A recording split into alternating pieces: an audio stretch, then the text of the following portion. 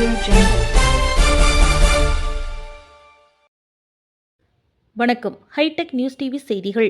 சென்னை மற்றும் காட்பாடியில் துப்பறியும் நிபுணர்களான குலோத்துங்க சோழன் குழுவினர் போலி பிரியாணி அரிசி கண்டுபிடித்து பறிமுதல் செய்தனர்.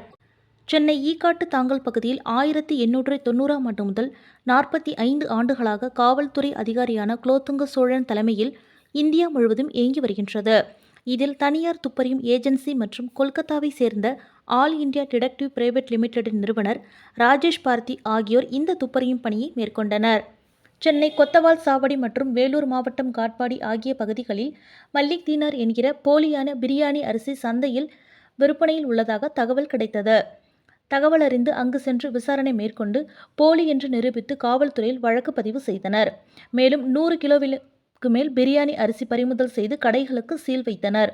இதுகுறித்து சென்னை தலைமை அலுவலகத்தில் குலோத்துங்க சோழன் மற்றும் ராஜேஷ் பார்த்தி ஆகியோர் கூட்டாக தெரிவித்திருப்பதாவது: 25 கிலோ கொண்ட அரிசி மூட்டையை அசல் என்றும் 30 கிலோ கொண்ட மூட்டை போலி என்றும் கூறினர்.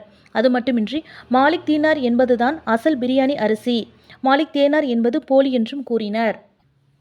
அதாவது ஆங்கிலத்தில் MALIKDENAR என்று குறிப்பிட்டிருந்தால் அது அசல் பிரியாணி அரிசி.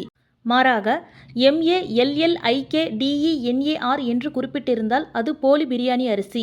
ஆகவே பொதுமக்கள் MALLIKDENAR என்று பிரியாணி அரிசி குறிப்பிட்டிருந்தால் உடனடியாக எங்களுக்கு தகவல் கொடுங்கள் என்று அவர்கள் கேட்டுக்கொண்டனர்.